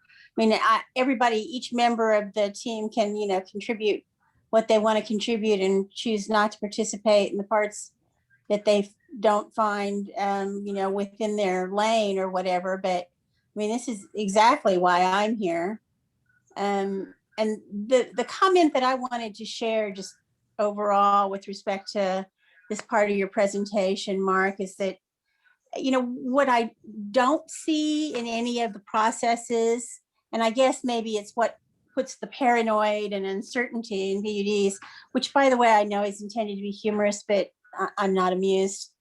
I I don't see a place or room for public input. And the thing that PUDs and SPUDs give us more than straight zoning, at least at the present time, is a place, that negotiation process gives us a place to bring in neighbors, to have input and to discuss it. And, you know, whatever we come up with through this code update process, I'm very, very much committed to it having, whether it's, you know, before demolition or whether it's before an application is even filed, when it is still not overly expensive to make changes and to adapt to input. You know, I'm very much concerned about having a place in this process for surrounding uses to have input about development. Okay. Well, and this is Jim Perrick again. And Janice, I'm not disagreeing that any of the things you just said need to be done. I'm just saying, if you look at how this process was set up under slide 9, all the things you're talking about are in that process before and contribute to the draft documents. And then this advisory committee is in line to review the draft documents before they go to the planning commission. That's how this was all set up. And so what I'm saying is that that work should be done before it gets to our committee. Jim, yeah, this is Jeff. I hear you, and part of me, you know, kind of wishes we could, you know, it'd be simpler. You know, it reminds me of what this mayor's task force we're doing on homelessness. You know, it's been said that, you know, Dan Strong can go and write a plan in a few hours and it'd be a great plan, but we need everybody's buy-in. And on slide 9, yeah, you're right. I mean, that is the main goal, or the main, I'll say one of the main functions of the SAT of this group. But as I mentioned when I talked about that slide, you know, that's a simplification. Yes, we want you all to review the draft documents, but what I'd be concerned about is if we didn't give the background and an opportunity for you all to provide input before we do that, we're going to miss a step, because we would put forth a draft document and there would be a lot of questions like, well, why did you do this? And what makes you think this is the best way to do it? And what we're trying to do now is give you all the background so that when we do come out with a draft, you understand why it is the way it is, and you also see that we've incorporated both your comments and the comments that we are going to hear from stakeholders, other stakeholders, the public, the focus groups that we're going to do. You know, and this type of thing nearly always is a big project, much like Plan OKC, where we had many meetings, not only with at the time we called it our citizen advisory team. This is a very similar process. But in addition to having that team, we also had a lot of meetings with public and other stakeholders. So I do see where you're coming from, though. It's just that I would worry that if we didn't have, and I'm certainly open to, you know, if the group feels like we can streamline things and agrees with Jim, you know, we can certainly do some things to streamline what you see in the discussions we have. But I also want to make sure that we don't, that we wouldn't go the opposite direction and have a problem where we have too little discussion, because, you know, you've all heard city governments be accused of doing things behind closed doors and nobody knowing what's going on until a draft is presented. And I certainly don't want people to feel like that you know, staff is putting something out there that people are just supposed to adopt, because we don't want to do that. So Jeff, in this process, when do you think we would get to the point of having draft documents? That's a great question. We in the next meeting, we were going to talk about kind of more of the timeline and what draft documents would come first. One of the first things we're going to do is, well, we're going to talk about the public engagement process. We want to get your input on that. One of the first drafts we will bring to you will be, okay, here's kind of the structure of the zoning districts and how we kind of see those working. And it wouldn't be, draft code per se, but I suppose you could call it a draft because it is the system. We would present it to you in a way that's easy to understand and probably in slides and not so much in a code, because we don't want to draft something and put all that effort into it until we've got a certain level of comfort with it, with both this group and the policy group and developers and neighborhoods. So, and then later on, once we get to that comfort level of, okay, we're good with the system, then we would draft it up with all the details, and then it would come to you all. And that's months away, several months away. But the system and the part where we come and say, here's the approach that we think we're gonna take is not that far away. Jeff, this is Mark Zitzow. Are you envisioning, similarly to the code diagnostic, that there will be kind of focus groups for this particular group, or that there'd be subcommittees broken out to talk about, urban suburban design review? Yeah, great. I think what I've picked up maybe from some others is I think having 35 people on a Zoom isn't maybe conducive to having that level of discussion and detail. Yeah, great question. And that's something we wanted to ask this group about, because and what we anticipate doing is taking the city kind of a chunk at a time based on the LUDA system. So, we already talked about today how there's such a big difference between development that happens in the suburbs and development that happens in urban high, close to downtown or in our older neighborhoods, the core neighborhoods. So we anticipated that we would do those things separately. And we really wanted to get your input as to how we would do that. We can certainly have subcommittees of this group. And that's one of the things we discussed. Well, would the stakeholder advisory team want to break up into, an urban team, a rural team, and a suburban team, for example? That's one way to do it.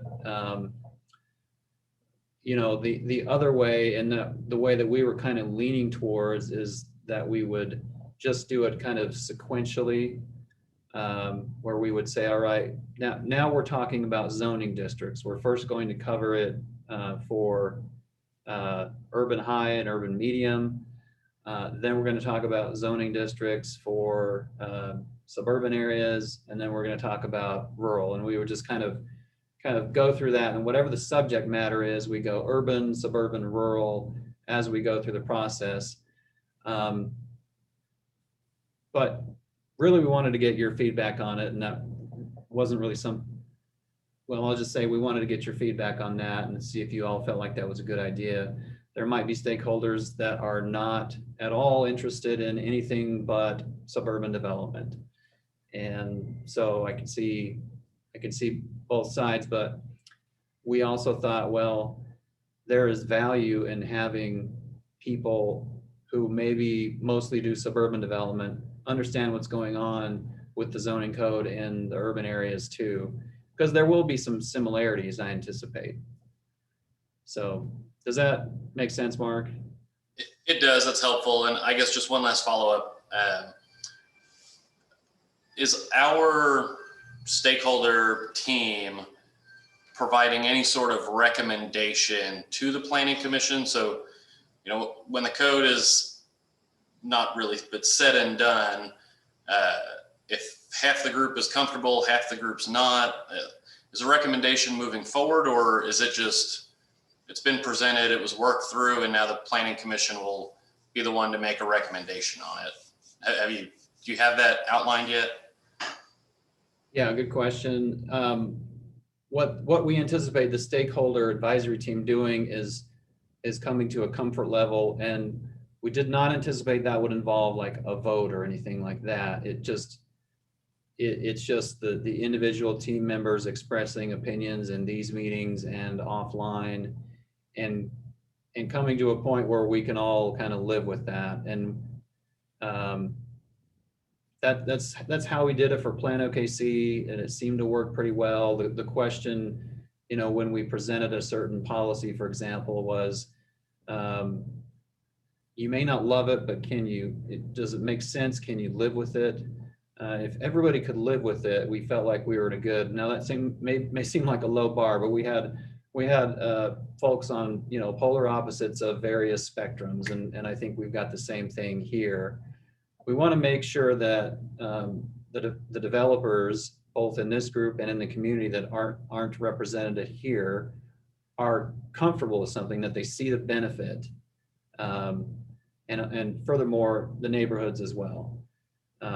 That, you know, they may not love, they may want a stronger code in one aspect or another, but they get the fact that, hey, you know, that you can only go so far. Developers don't have unlimited resources, and, you know, land costs money, and there's, you know, and these things take time. So there's all these compromises. But short answer, yeah, no, we didn't anticipate there being a vote from this body. It's just the feedback that you're getting to us, both in the meeting and in the draft documents themselves. And unfortunately, in the sign code, we still haven't gotten to the point where we've put you've seen, of course, the draft sign code, but there's one more step which we're anxiously awaiting, where we can put the code out there for public comment. And at that point, that would be the one more opportunity for the stakeholders to say, hey, you know, I still don't like this, or, you know, whatever your comments might be, that we could address those. So I encourage you all to think about these things. If you have opinions, you know, we don't have, I think we're running out of time today, but, you know, feel free to send us an email or give us a call, or talk to your fellow members, and, you know, we can certainly, we have flexibility. All right. We're just getting started. Yes, I was going to suggest we do transitional standards next time. Mark, White, is that going to disturb your momentum too much? No, not at all. We can cover that next time, certainly. And because we do want to spend the time we need on that, I did want to make sure we paused to see if anyone from the public wanted to comment on anything they had heard. So if you do, call in to Mark Michaud, email me, or just unmute yourself, identify yourself, and say what you want to say.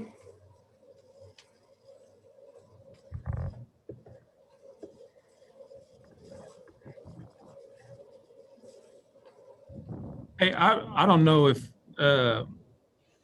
you guys intended for us to add more to what's already been said in terms of, I know Jim made some comments earlier, and I was under the impression that this whole system would kind of operate that way. So I've reserved a lot of comments, just thinking that we were mainly here just to review what ended up coming out.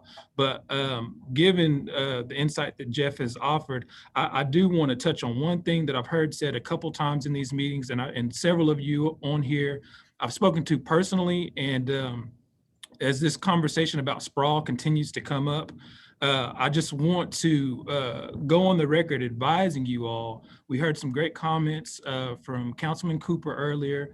He referenced color of law. There were a lot of mistakes that were made. My concern is I don't want to see us make similar mistakes in a different direction. So we constantly throw this word sprawl out as though there's this big negative scary thing, and maybe there's some aspects about it that we can revisit or reconsider when we're talking about suburban development or development in rural areas. However, I don't know that the city possesses a means to be able to enforce something like that outside of simply having a ringed system or a tiered system for impact fees or something like that. Every other mechanism that I know of simply disincentivizes it by making it more expensive. And I'm not in support of anything like that because it doesn't keep it from happening. What it does is instead of disincentivizing, it disenfranchises people. So essentially what's going to end up happening is only the people that can afford those fees are going to make those type of developments. And so to bring this back to the lessons that we learned in Color of Law, you're going to have a group of people that are going to say, I wanted the ability to move in this area or to live in this area, and I was robbed of that because you, through some type of ordinance or some other type of regulatory tool, have limited me from my ability to do so because you've now made it more expensive.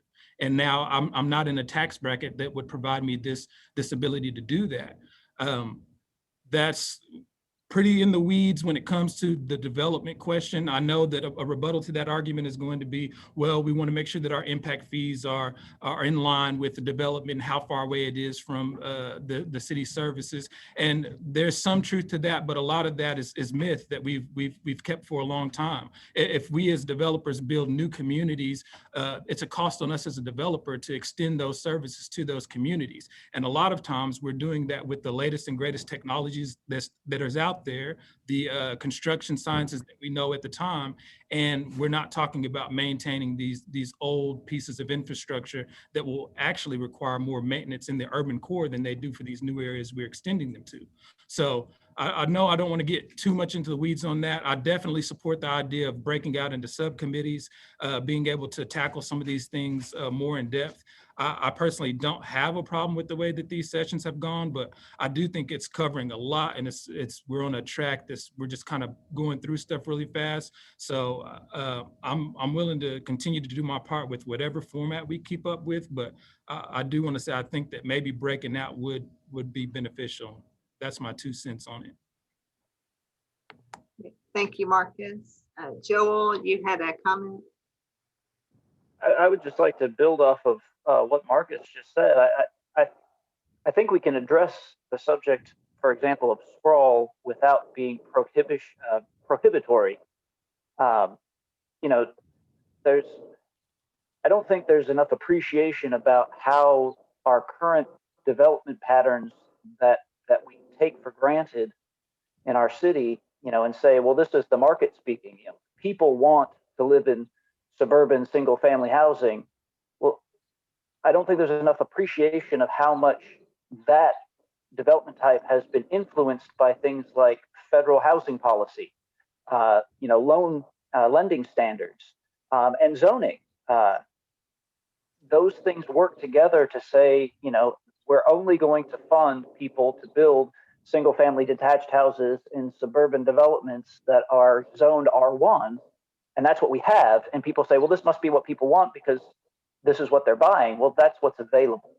I think if we can take down those barriers so that there are more opportunities, that there's more flexibility for the developers to choose and the market to speak to what they actually want and be able to build that on the ground, I think we have a great opportunity to see what really is desired by our residents, by our communities.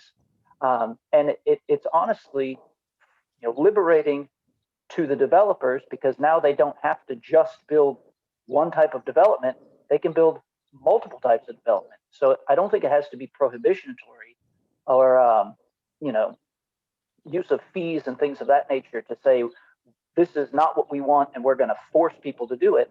I think if we can just lift the restrictions that currently exist and allow people the freedom, especially developers, the freedom to do, what makes sense both from an economic standpoint as well as a market standpoint.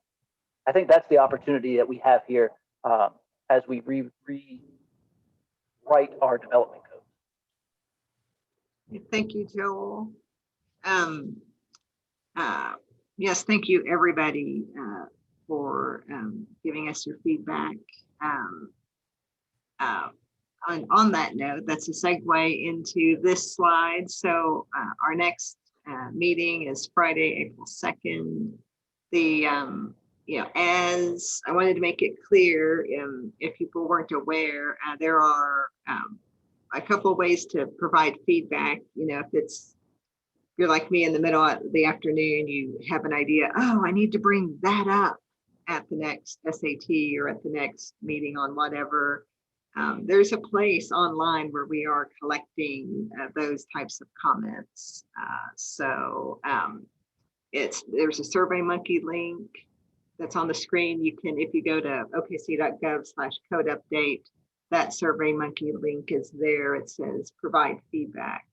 So definitely that I wanted to point out that's something you can take advantage of through this entire process. That way, you got your comment there. So when we get to that topic, we will have it to make sure we've seen it. Hey, Lisa. Yes. I'm sorry, this is Mark. I had a quick question. Are we restricted by the open meetings laws? Like, can a group of us get together and, have these types of conversations so this meeting doesn't get bogged down with those? Yeah, I'm looking.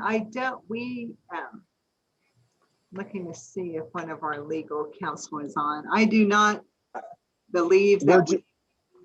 Go ahead. Oh, I believe we're just advisory. We're not making any policy, so we can get together and talk if on a sidebar if we wanted.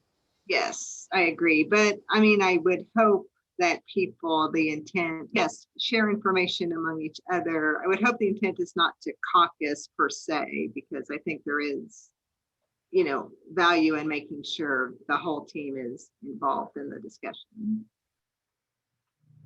Yeah, I would say too, if you all do like the idea of breaking out into groups, which it sounds like at least some of us on the call here do, we could talk about formalizing that, like I said, maybe into these urban, suburban, and rural groups. And that doesn't mean that you only have to be on one group. But yeah, certainly encourage that. And that's one of the things that we wanted to ask you about, is how you would want to move forward, because there is, like I said, a big difference between, how the code would look for the highly urban area versus suburban even. So yeah, if you all would prefer that, please do let us know, and we can talk about formalizing that and how that would look. Hey, Jeff. Now's the time to do it, because we're just getting started on this zoning code, and we want to get set up right so that when we get rolling, we'll be able to pick up steam and move as quickly as we're able with the capacity we have. I think did I cut somebody off? Yeah, I think Scott, is that you? Yes. Yeah. Can you guys hear me okay? Yeah. Would you remind me, so we have on the SAT from the council, it's James Cooper, Todd Stone, and who's the other council person? Is it Councilwoman Nice? Yes. Okay. I mean, if you guys do decide from a staff standpoint or how you want to direct this, that you're going to break it up into subcommittees, I certainly would be happy to, coordinate the suburban side, just being representative of Ward 8. I think that's probably the most suburban ward where we have either a planning commissioner or a city council person. So I'd be more than happy to sort of spearhead those discussions if you guys want to go that way. Okay, thank you. Yeah, thank you. This is Ophelia Cancio. Just a question on that. Just so that I'm clear, if we go the subcommittee route, would we still have these kind of general meetings and then have subcommittees, or would everything would just be broken into subcommittees? Because I just would like to point out that I see value in kind of going through this so that when there is input being put, that everybody understands kind of like the logistics part of it, even though not everyone might be interested in it. And if they're not, then they don't have to attend those particular topics. But I do see value in this process and also in the subcommittee process as well. Yes, I think that there would, if we, sounds, regardless of how the subcommittees break out, we would still all come together as a group for various reasons. That said, we obviously are trying to be mindful and productive of everybody's time. This Janice Powers, I think, while I hear what people are saying, and I certainly think at some point it might be beneficial to do that. I'm not sure we're there yet. We're still this is really still just first steps to launch this. And I think it would be good to have everybody at the table for a while yet. And just to follow up on that too, I wonder, and I forgot to comment on this just a while ago, but I wonder if the subcommittee would make more sense after the first draft or something like that. Yeah, like Jeff said, we'll put on the agenda for the next meeting to talk through or present, how we see it moving forward, to see if that answers everybody's concern. Yeah, great comments, and that's a good idea to, we maybe after our draft is out, that's when we can kind of break out. But we thought that and hopefully we'll be able to meet in person mid to late summer, I would guess. Maybe we can meet in person and cover what the group needs to hear, and then have breakout groups. That's one way we could do it as well. So so that we're all still hearing the same things and coordinating as appropriate. So.